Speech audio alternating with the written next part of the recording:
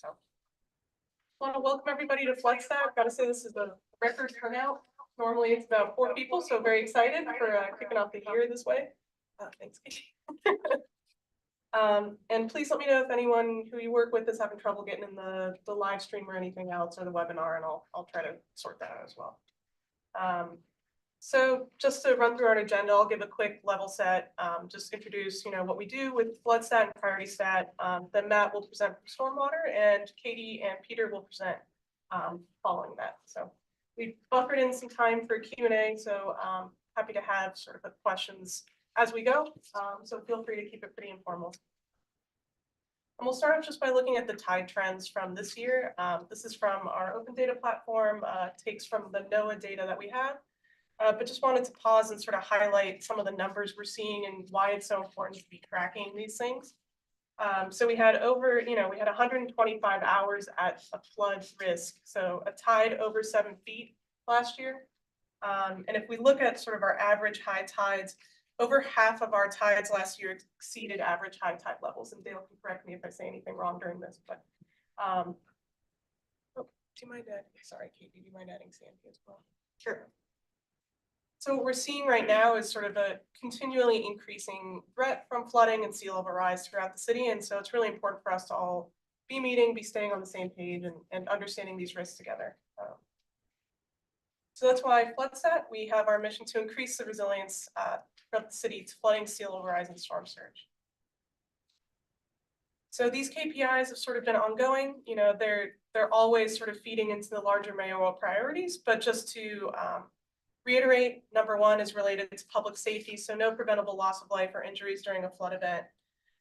Second one is looking more at preservation of properties and infrastructure, so reducing the risk of damage caused by sea level rise and flooding, minimizing disruption to businesses and city services due to flooding and sea level rise, reducing our impacts as a whole and sort of thinking about the root causes of flooding and climate change, so reducing our carbon emissions as a city. And then lastly, how do we kind of engage residents, put their needs first, and empower folks with knowledge? So how do we kind of build that community activism and bring them along as we proceed with these goals?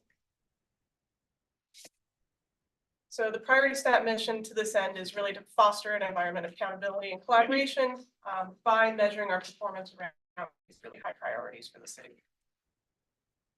For those who aren't familiar, Priority Stat's the umbrella, and then within that we've got Flood Stat, Housing Stat, and then 2 other stats which with more capacity we might be able to launch. But really the focus is both on staff, how do we elevate what their needs, how do we highlight successes, how do we share and request resources, and how do we provide for residents quality service, transparency and responsiveness, and more efficient use of time, money, and resources. And this was an image Tracy and I have used when we were engaging with high school students, but I think it still stays pretty true.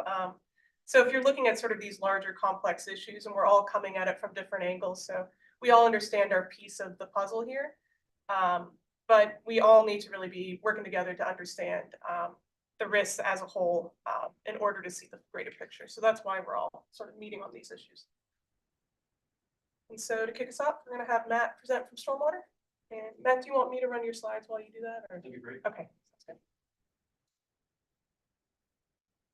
good.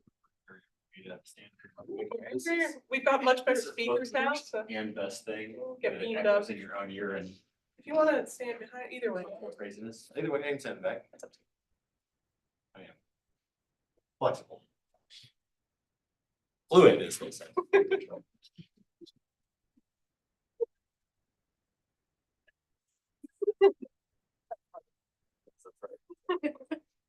Science sheet up there. So this is our February update for FloodStat, as Shannon mentioned. If you can jump to the next slide. The primary performance measures that Stormwater addresses are somewhat split between the 2 KPIs 2 and 3, which are reducing the risk of damage caused by flooding and sea level rise and minimizing disruption to business and city services due to flooding and sea level rise. Interestingly, Stormwater is somewhat focused entirely as a departmental mission on sort of the FloodStat mission. So we're a little bit different than you would traditionally see in that we are more reporting on how some of our primary goals and activities reflect on improvement to those KPIs rather than trying to figure out how can our department be driven to support KPIs for the city. So the first sort of overarching priority or step that the department takes is infrastructure rehabilitation currently. So we split this into a series of goals to track how are we actually performing at rehabilitating city infrastructure. If you're familiar with the city of Charleston, it's somewhat old, to put it mildly. There's a lot of infrastructure that has been built over the generations. Some of it is current and maintained, but much of the older infrastructure was never really maintained to the original design intent. And that stretches from everything from the brick arches that were built in the 1870s into open drainage systems in neighborhoods that were built more like in the 1950s and 60s mostly. So goal one is rehabilitating the roadside open drainage system. We maintain about 114 road miles with open ditches and pipes on the sides of the streets. So the open drainage, we're talking about channels, ditches, rather than closed systems like pipes. We have completed rehabilitation about 88 road miles. So it's about double that in miles of ditch maintained, because you generally have a ditch on either side of the street, unlike pipe infrastructure that can either have ditches on both sides or a single pipe in most of downtown going down the middle of the street. We're in progress with that rehabilitation. That's somewhat less exciting way to say it, but we're doing about 18 road miles per year at our current rate. So planned, we've got a completion in 2025 at that work rate with what we've completed with what we have left to go. It is important to note that this is city maintained roads. It doesn't include DOT roads within the city jurisdiction, which are a different, more complex appreciate the way that interaction works between the state and city. Then it doesn't include county roads. They're unincorporated county, but located in areas where there's sort of a patchwork of annexation within the city. We do coordinate with both of those entities. So when we maintain our system, we will start at an outfall point where water goes into a marsh, where it leaves a pipe and goes sort of out of the neighborhood system, and we will run its way back through the entire neighborhood. So if we have a patchwork within a city neighborhood, a city predominant neighborhood, city jurisdictionally predominant neighborhood, we will coordinate with those two entities and clean through. We're not going to like leave one home of ditch unclean, which by the way is a shift from time in the past, where each entity would sort of come in and individually clean its own pieces, often causing new problems instead of actually reducing the problems. But we have not gone to neighborhoods, for instance, that are like solely SCDOT streets. So that's something that we still have to determine if that's a goal that the city wants to take on once this one is completed. We do also have a sort of a transition plan out of rehabilitation, because the intent is not to be permanently rehabilitating systems. We would like to get those systems rehabilitated and then maintain them. So that last bullet is to shift at some point upon completion of the rehabilitation into an inspection-based proactive schedule. So that's where you're actually proactively inspecting your systems on a regular frequency and then targeting proactive maintenance work based on which systems show need for maintenance work, and targeting what level of maintenance work you would take on. That's probably one of my longest bullets because it's a little bit complicated. Just as a brief map, this is the yellow highlighting of where we have completed roadside rehabilitation. You're going to notice that we've almost completely clipped out Daniel Island. It's because there isn't much in the way of open drainage system on Daniel Island. Most modern neighborhoods are built with closed drainage systems, pipes, and sidewalks rather than open roadside systems. So you're going to see the majority of the work is performed in inner and outer West Ashley in the older neighborhoods, and then James Island, with a few neighborhoods still in Johns Island as well. This is just a production graph showing what rate of production we achieve per quarter. There is some variation as we get into different seasonal demands on the department. We've had some variations with staffing, but it generally has been sitting pretty constantly around that 18 miles per year. Goal 2, this is developing an asset inventory. So it's great for us to rehabilitate open roadside drainage. We pretty much know where that is. It's relatively obvious and straightforward.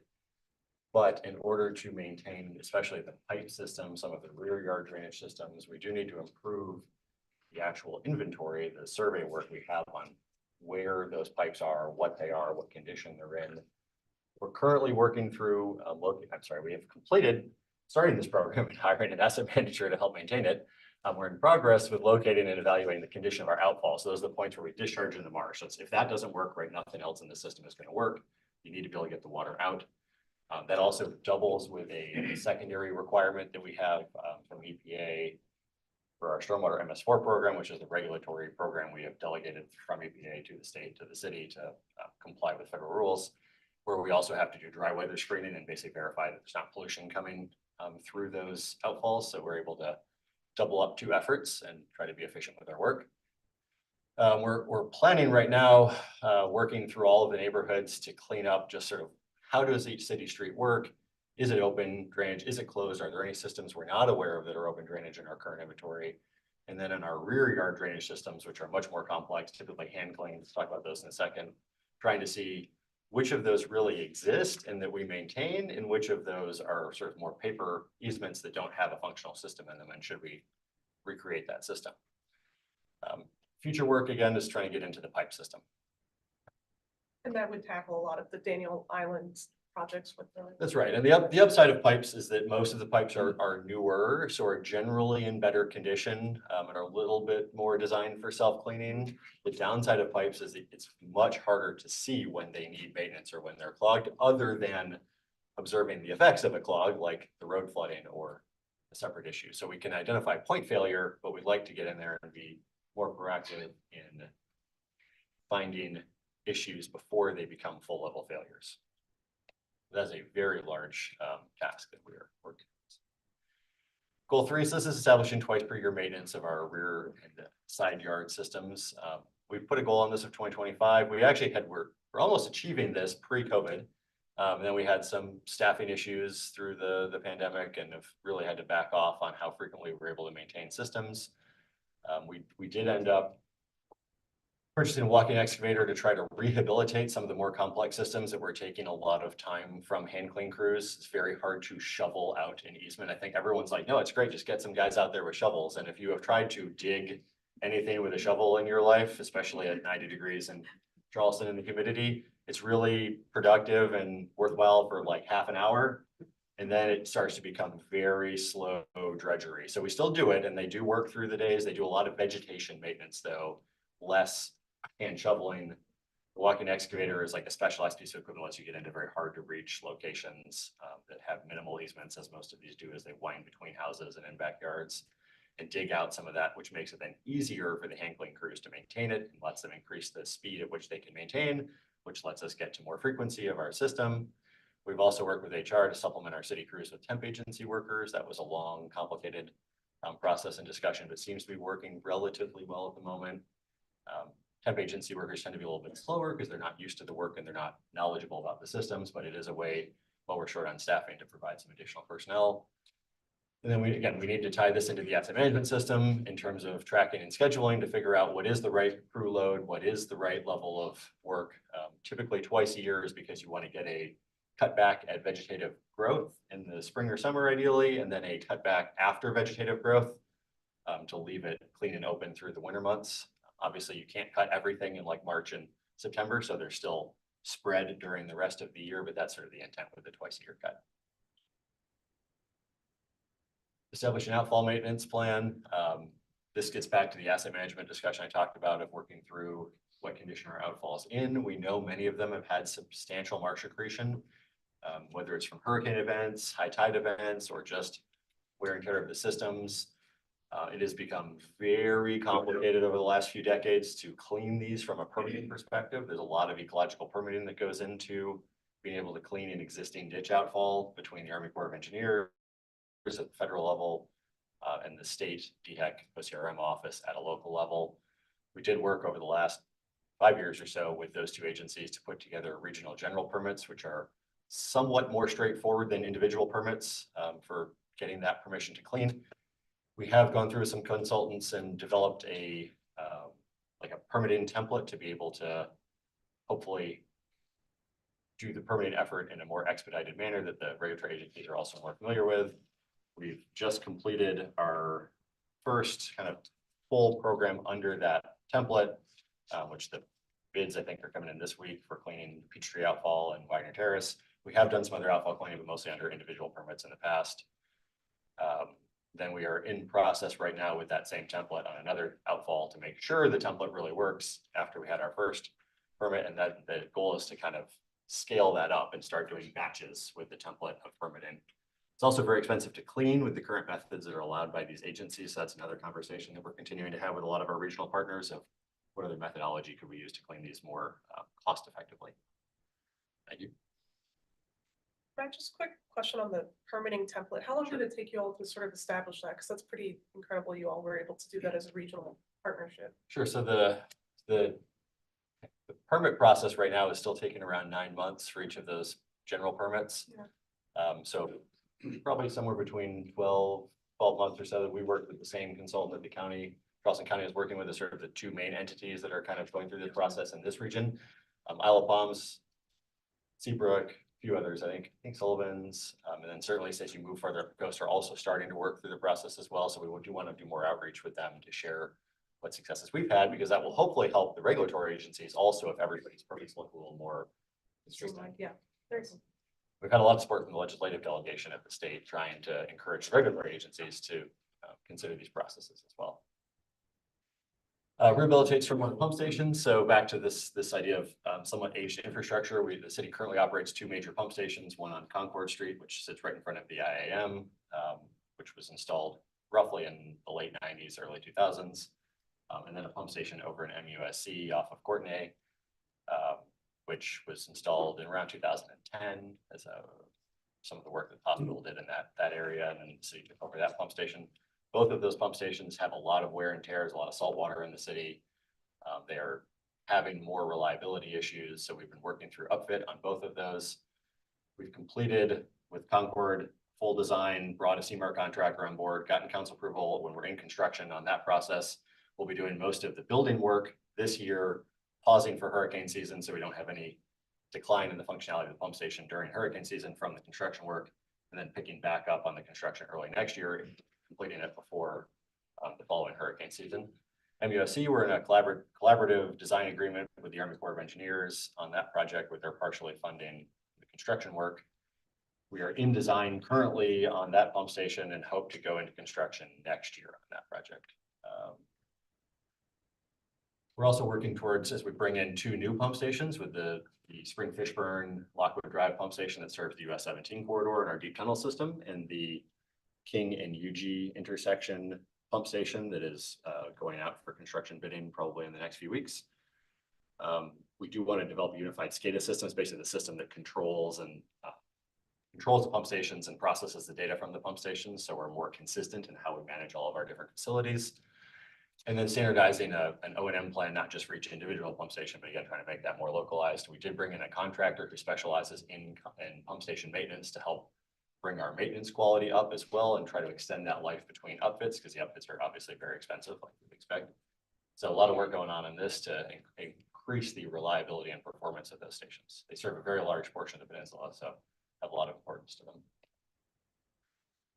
Switching out of infrastructure rehabilitation into infrastructure improvement. So in addition to trying to bring our existing infrastructure up to full potential, which is the most cost-effective approach generally for stormwater improvement, drainage improvement, we also do want to improve infrastructure in areas where it is not capable of providing the level of service we would want. So the first goal is advancing the stormwater CIP, the capital improvement plan for stormwater, that's voted and funded by council. This is very small text. You can kind of see the general idea of how this works, starting back in 2020 and progressing up through 2026. You can see as we get to 2026, it's not that we're going to stop building projects. It's like that's where we start to have capacity again for new projects to come into what's called a project pipeline, where we're constantly designing and constructing. You can see we've been ramping up very aggressively how much construction we're doing, which is the blue is projects that go into construction, green is the projects in design. We start to pick up design capacity again in 2025, 2026. We have a number of funded projects that need to be inserted into those categories. It's just picking which ones do we start in 2025, which ones start in 2026. And that'll be a topic of continued discussion at council committees where we determine that activity. Goal 2, implementing tide protections. This is something that we have done a lot of work over the last few years in installing check valves and berms in localized vulnerable locations. So if we have a known point failure location where high tides come through the peninsula, or West Ashley, James Island, we have worked with a series of different entities, the county, town, the CWS, and of course the city, to install check valves and protect those localized failure points. We still protected, it varies a little bit depending where you are, because what happens, right? We can only protect up to the level of the ground unless we can get the ground higher, which we've done like on Morrison by adding a berm. But many places you can't add a berm because there are houses or properties or roads that are unblockable by a dirt berm. So that's a bigger, more complex project. But we generally have pretty good protection to around a 8-foot tide in much of the city, other than some of the southwest of the peninsula where the Broad and Lockwood intersection is much lower than that, floods more regularly, and something we're looking at capital projects to improve. Again, in progress, we're evaluating some larger scale protection projects, which would really shift more into that capital approach of how do you block off some areas from tidal flooding that are more widespread and complex than installing a valve or a small berm. And the valves and small berms still frequently can run into the tens and hundreds of thousands of dollars. It's just not into the millions of dollars generally. So plan evaluating additional layers of check valves. This is something that happened this year, especially as we had some extreme tides come through again, that we would get overland flow past a check valve. Once the water is in the system behind the check valve, it will flow through the pipe network as if the check valve weren't there. So there is the potential that as the land rises, you could theoretically put another round of check valves behind those first check valves at higher points in the ground, where then low bowls, localized bowls in the peninsula wouldn't also still flood because there's that higher level of protection in the land between the two. We got to see how many valves it would take to provide benefit to which areas, and is it a cost-effective approach, or does it need to really be pushed back into this is a larger scale project where we need to elevate the perimeter in a more effective manner. So that's something we're looking at, a little more complex. Implementing small scale projects. This is something that council did work through and complete, creating a $1 million annual allocation out of the stormwater operating budget for kind of quick start, smaller scale projects. Again, how do you fund things that aren't multi-million-dollar capital projects, but are small scale street projects? If they go through the full capital improvement plan process, they often take a few years before we can even get started on design or permitting. So this allocation is out of an operating budget instead.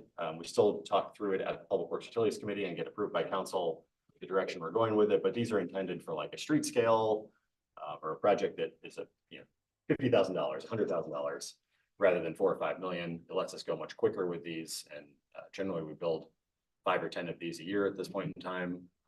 In progress, again, just continuing to work through the list that we've already developed and funded and planned is to keep developing additional projects for funding consideration and see is that $1 million allocation the appropriate amount to be allocated.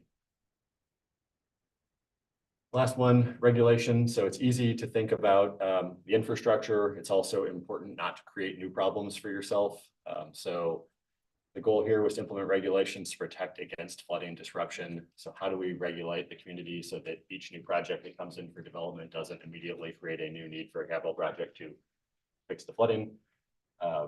So we revised our stormwater design standards manual that went into effect in 2020, where new development and redevelopment basically can't contribute to flooding. And in areas of existing flooding, redevelopment has to bring some level of compliance, a partial compliance to the site, even though we're not bringing it all the way back into compliance as if it were a green grass site. There is some additional regulatory requirement put onto those projects to help reduce the flooding. We do still incentivize redevelopment by not having them come all the way back into full compliance. So it's a way to keep turning properties over and get those stormwater benefits out of those projects.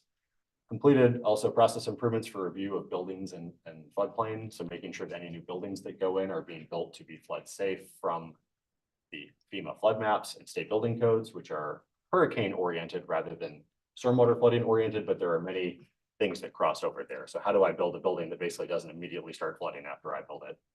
Which frequently you can get a stormwater permit to do that because your building may not make anyone else flood, and the building may function from a drainage perspective appropriately, but you can technically flood your own property if you want to. I mean, that's something that's allowed from a permitting perspective. So from a building code perspective, how do you make sure you're not flooding your building at the same time? Completed. Also, we put in an ordinance restriction on fill-based foundations. So slab-on-grade foundations on single-family houses are not allowed as of the beginning of the year in the city of Charleston. That is a continuing discussion point of how exactly that ordinance will work. We have a plan where in the ordinance that was passed where we go back through council and talk about any changes or updates we might need to make. But that was a big step towards trying to, again, reduce the prevalence of building kind of a slab on grade foundation at about the same elevation of the street. And that way, if anything fails or if there's any drainage issues, they say that water just flows straight into the house. If you can get the houses elevated in a crawl space or in some other manner, you don't have that same issue. You have somewhere else that water can go that is not inside your home. In progress, we're updating our floodplain ordinance. We brought that through council, our public works utilities, and reported out to council at the end of last year with some recommendations for ways to improve. Some of the requirements are actually less onerous on the regulated community potentially, and some are just a rewrite of trying to make the ordinance easier to follow, more in keeping with the way the federal government wants to see kind of a standardized ordinance format. That's right. No, thank you. That's it. Great. Any questions? And then also in the chat, if anyone's virtually needs questions, if you want to type it in or say it as well. But Tom's got a question in back. Matt, Yeah. in your donut areas where you clean county ditches, PSD stuff, you guys do that under formal MOU or just do it? So when we have a localized property, typically there's still a county or city street. So we will initially clean based on the street jurisdiction, which is, there wouldn't necessarily be an agreement because it might be our infrastructure, but with the county resident that fronts that infrastructure. So the county will do the outreach to that resident and explain what's happening, so they don't call the county and ask why the county is doing something without the response. DOT, frequently DOT will come in and time the work they're doing to clean their ditches at the same time we're cleaning that neighborhood. And then every once in a while, if there's just a couple individual lots where there's an unusual situation, we'll coordinate with their staff, get a written approval to be able to do that cleaning. This is again only for maintenance. We don't go beyond maintenance without an MOU or without an IGA, but we will get into just cleaning and maintenance work sometimes. What else? Anyone online? Thanks, Mike. It might be worth mentioning there's quite a few folks online. So we have our EM director, Ben, and we have Bob and Elizabeth and Logan joining us, and Sandy from GIS and Troy Mitchell from TNT. So, and we also have Councilwoman Parker. Oh, that's it. Well, thank you all for joining. Really appreciate it. And we'll hand it over to Katie. Do you need to- All right, I'm going to share my screen. Can you unshare your screen?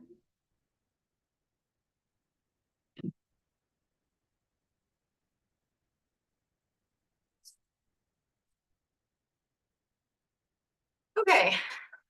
Well, hello, everyone. My name is Katie McCain.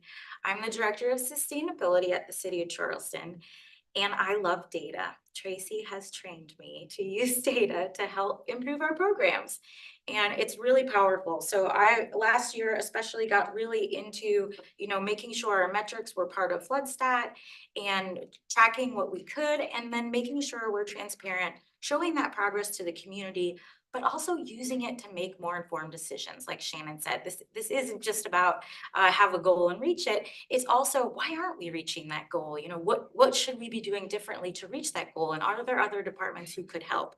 Which I think is such an asset to have in these FloodStat meetings, having everyone here. So I'm going to just take you through the FloodStat dashboard for my initiatives, since most of them are in here. Now, you can see that at the top of this page, this is sort of the main piece, and Matt went through a couple of his KPIs. My KPIs focused on reducing the city-generated government, the carbon emissions, both from city government operations and from the city limits as a whole, and then also reducing the flood risk to the city through community activism. So if I make this bigger, we can see this a little better. So I'm going to start at the bottom, actually. So sort of our main goal here, this is all stemming from the climate action plan. So I'm a dedicated staff person to implement the city's climate action plan, which was adopted unanimously by city council back in May 2021. So it's a 5-year plan. So we're on year 2.5 sort of implementing it. And we're trying to have it fully implemented by the end of 2026. So I'm excited to say that looking at these metrics, we are on track, but we have some work to do to make sure we stay on track and finish this. So I'll take you through a couple of these. So if we start at the bottom here, our new residential compost program has been really successful. So we started it 2 years ago. The first year we met our goal. The second year we increased our goal with new drop sites, and we met that goal too. And I wanted to quickly show you this dashboard. And I wanted to show, let's see, I wanted to actually, okay, here's a link in the chat too of the dashboard. So when you look at this, this is an example of how I would love to build out all of our programs. And this was something that Tracy and Shannon have really helped with. But basically you can see all the tons of food scraps that have been composted, and you can filter it by year. So I can see everything that's happened in 2022 together. You can see how many garbage trucks were avoided. You can see our emissions reductions, how many households are participating as examples. Another really neat thing, and we were able to use this data to improve our program. So I'll show you exactly how. We can look at the drop site data by drop site. So I can look at Ackerman Park specifically to see, oh my goodness, Ackerman Park is the heaviest used site. And then I can, analyze this data, look at this map, seeing where users are. And you can see that there's a whole bunch of people signed up in the West Ashley area, right? So, and you can expand all of these. So when you look at this data, we collect this data when folks sign up and we actually use it. So always a good thing. But you can see, you can zoom in, you can see that we have a drop site over here and we have one over here, but there's a major gap in central West Ashley. So we're getting ready to open a new drop site there at Randolph Park. There is also we're working on adding the drop site locations to this map. There's also a gap on the Lower Peninsula. So we're looking at adding one there at Moultrie Park. And then there's a major gap on Johns Island. So there's actually no drop sites there right now. It's been really challenging to find a site. And Tom in Public Service helped us identify some city-owned right away. So we think we're actually going to be able to open 2 on Johns Island with the help of the county, who's going to start one at the library too. And then there's a huge gap in North Charleston. And we would love the city of North Charleston to join our program, just like all the other jurisdictions have. It's truly a regional program and everyone works together. But you can see all these people that are actually signed up in North Charleston are probably driving their compost down to Corinne Jones. And what they often do is freeze many bags at once and then bring it down.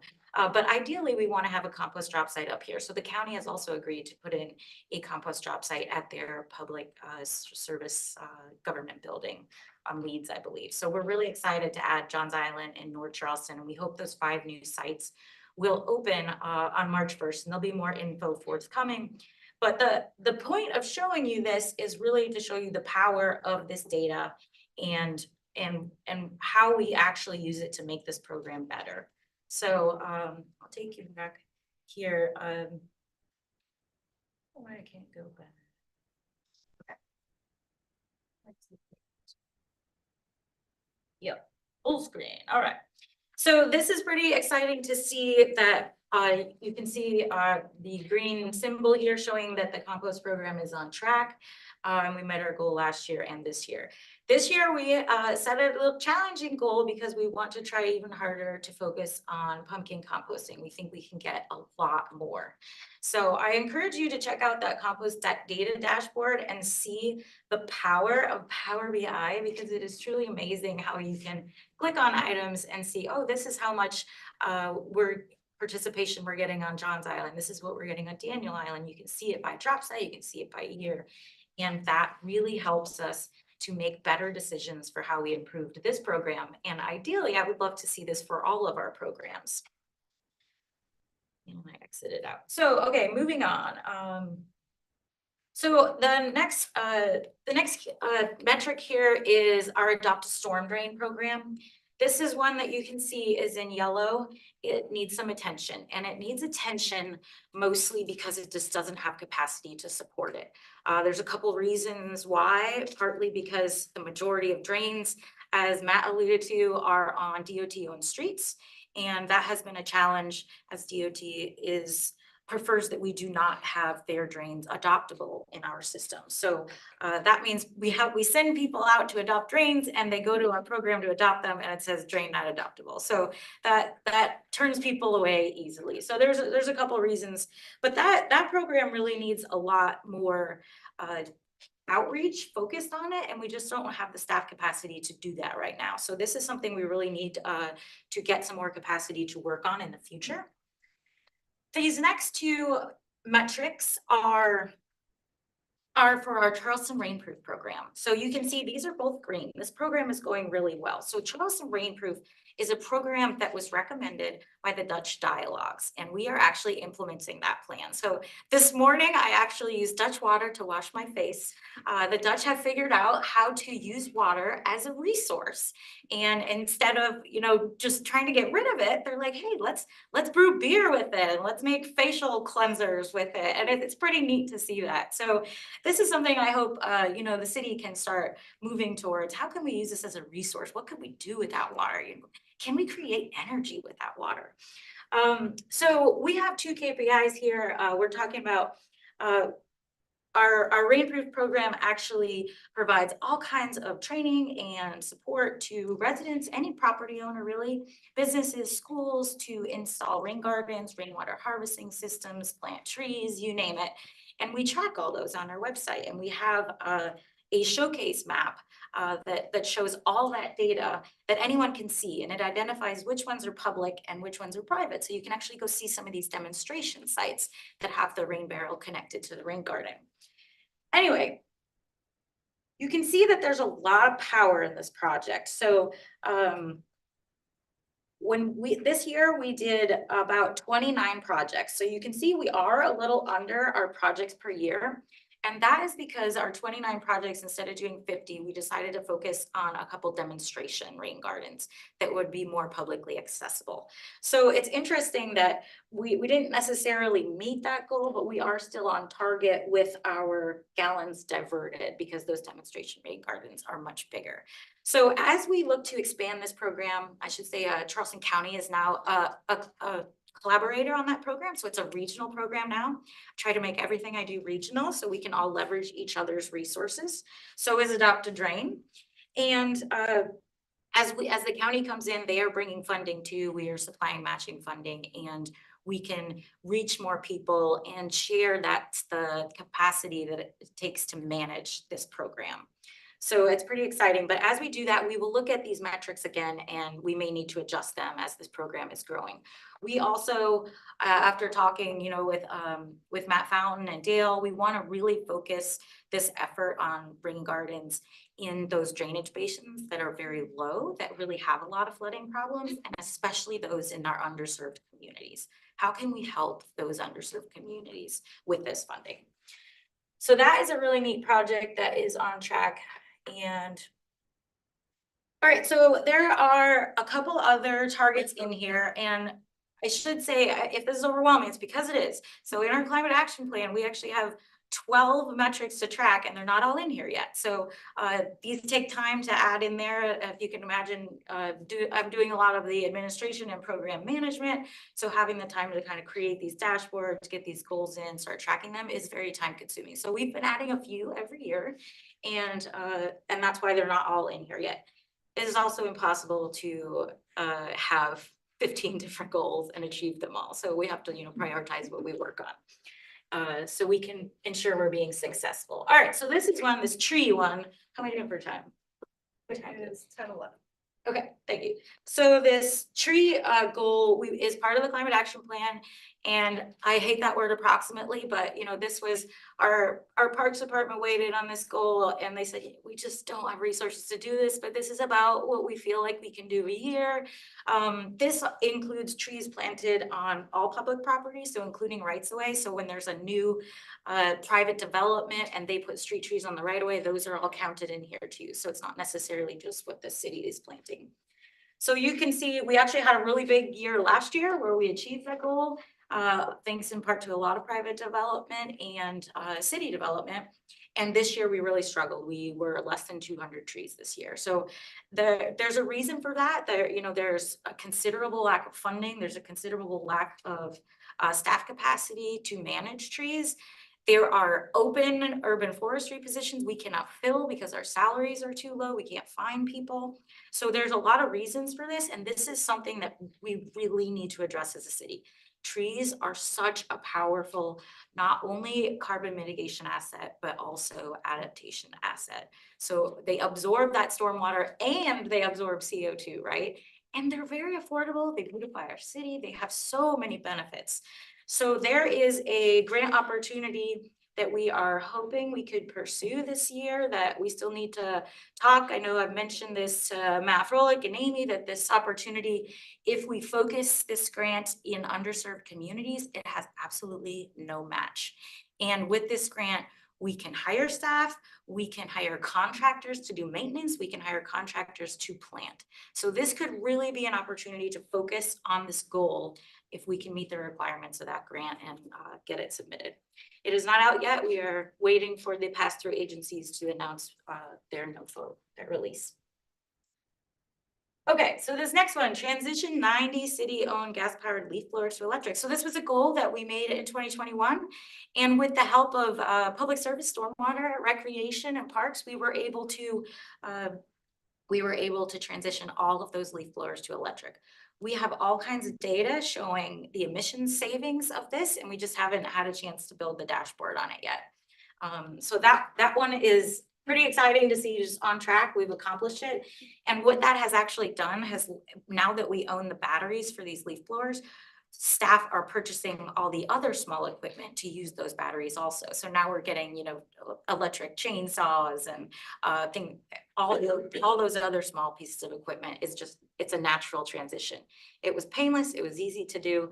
We created a goal and we worked to achieve it. And that is a great example of performance-based budgeting, which I think is something that we should really consider moving forward, because that required certain budget inputs as we were transitioning, because we replaced items a little faster. So it was a really powerful conversation with budget saying, hey, look, here's our goal for this. And if we want to meet this goal, we need XYZ in the budget per year. And we planned it all out and it worked. It was successful. All right, I'm going to skip that one for 1 second. Actually,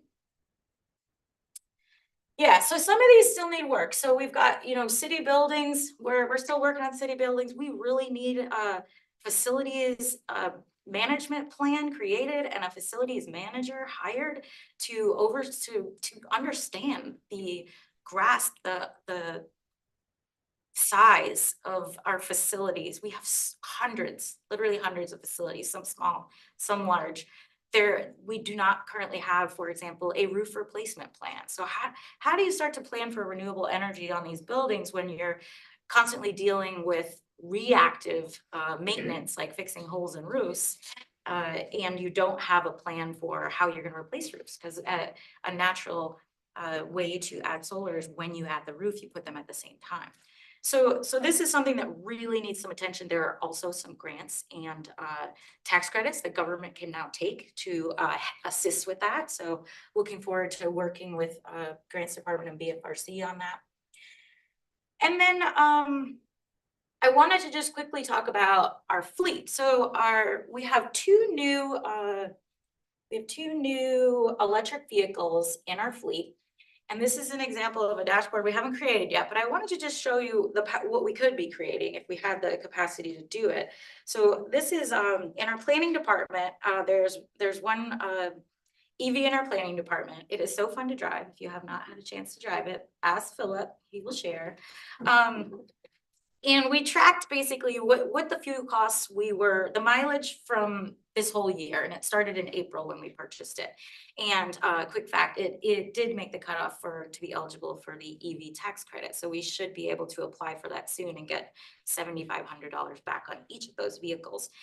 But the application's not open yet, but it will be soon. They keep saying. So you can see the cost savings here over time. And when we compare this to just kind of a regular internal combustion engine vehicle with the same mileage, there's over $200. There's about $200 in savings from just April through December. So it's about $200, over $200 for the whole year. Then you multiply that by 2 vehicles. Now you're starting to see some dollars, right? $400 a year, and look at the emissions down here. So we're seeing 2 metric tons of carbon dioxide equivalent removed and avoided because of these 2 vehicles. So I think this has some power. Like, this would be really neat to get into Power BI and show some more data on that if we had the time and resources to be able to do that. So that is sort of a next step that I would like to work on. And that transitioned us to our last one. And this is where I'm going to pull in Peter. So in our climate action plan, we have a goal to transition to, let me read it actually. Down here. Here we go. Okay. We want to increase our publicly accessible electric vehicle charging infrastructure 100% by the end of 2023. So this one you can see is in yellow. And that's why Peter's here to talk with us about today. So we have 8 charging stations in 3 city garages right now. I think at least one of them is not working. These stations are about 15 years old. They really need to be upgraded. They are not networked stations, so that means we can't charge money for them. We can't monitor who's there. We have no data from them.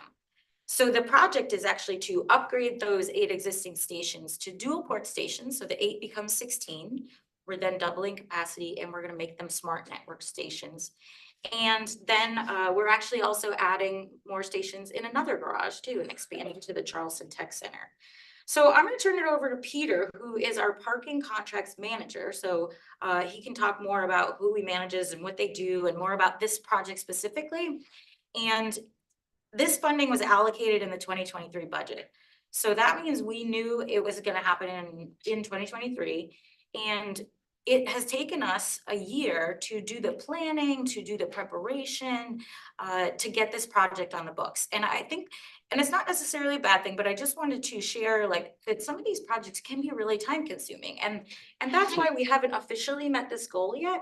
But hopefully in a few months, we will get that number up and we'll be able to achieve that. So Peter. Okay, thank you, Katie.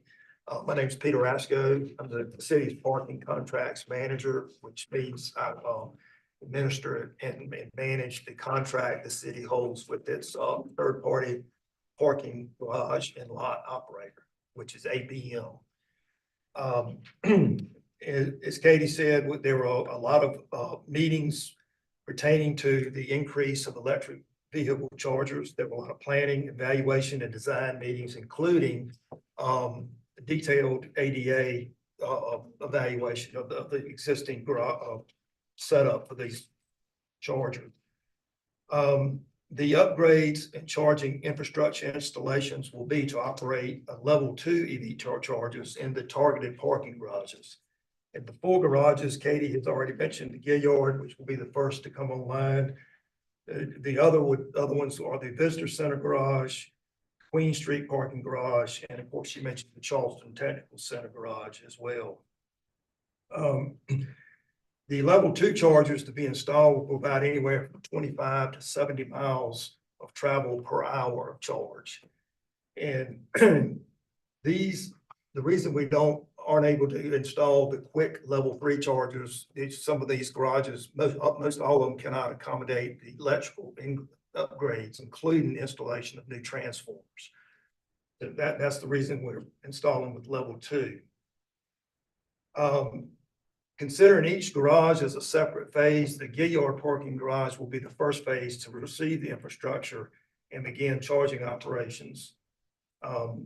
Due to the fact that there are some already there and the fact that our fleet is a good portion of our city fleet is parked in the Gilliard garage. The actual chargers have been delivered. They've been here for quite a while. We're still going through the permitting process, and the electrical permits were in fact submitted, but now we're waiting on engineers' stamp on the drawings to be able to complete the reviewers to complete the permit review. Each garage is going to be done in one phase, as considered a separate phase. And the whole operation, once we start, would take approximately 4 to 8 weeks is the projection. Moving forward, after we receive the permit, the ABM e-mobility staff and city staff will engage in coming up with the various policies for using the chargers, and also, of course, for payment and time that can be spent at the charger.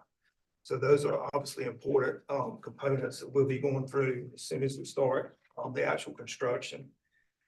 We'll also need to work with traffic and transportation on any enforcement scenarios that we have or anticipate, and that of course may require the city ordinance pertaining to parking to be amended as well in dealing with enforcement.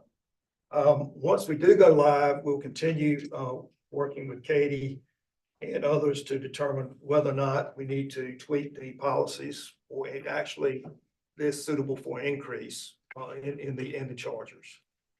So that is where we are, where we stand right now, and I believe we'll end up with, based on the number of chargers, we'll end up with 28 online, including the ones we have right now. So it's a little bit more than the percentage, I believe. So that's pretty much the update on where we are. Overachiever. Yeah. Thank you. Great, thank you. Any questions? Is there a plan to charge for those chargers, the new ones? That, Plan to charge? that will be in the People plan, charge. yes. We'll be, yeah. we'll be coming up with the, charging, policy and the use. Obviously, cities will not be treated the same as the public parkers. The great thing about the network stations too, is we can reserve some for city staff. So staff vehicles, have a designated place to charge. We're starting to reach that point where our chargers are often filled and it can sometimes be difficult, right, to find a charging station. Now, right now, we only charge once every 2 weeks or so, but that we're starting to get there. So it's perfect timing for this project. I think I would just add when it comes to the payment portion of it. I think what we're trying to evaluate right now is obviously there's things like the peak demand times. You know, when someone is choosing to charge, what that electrical cost is to the city. The main idea is to really pass on only the cost to the city, not to be a money-making venture.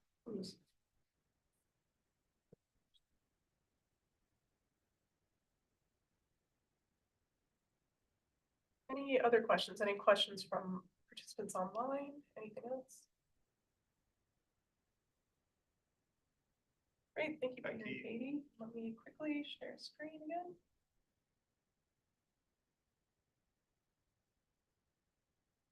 So if there's no other questions for our presenters today, and feel free also, please, if you can, please sign in as well, just to help keep track of attendance and everything else. Just wanted to close with a, announcement. We all know Tracy retired, but 24 years of sort of launching this program, doing so many things with the Innovation Office. I really hope she's not watching the YouTube live stream during retirement. But just wanted to highlight that she's been an incredible boss and fellow person to work with, and we should wish her all the best. So, Yeah. great. And thank you, presenters. Really appreciate it, and we'll see you all next time. Great, thank you.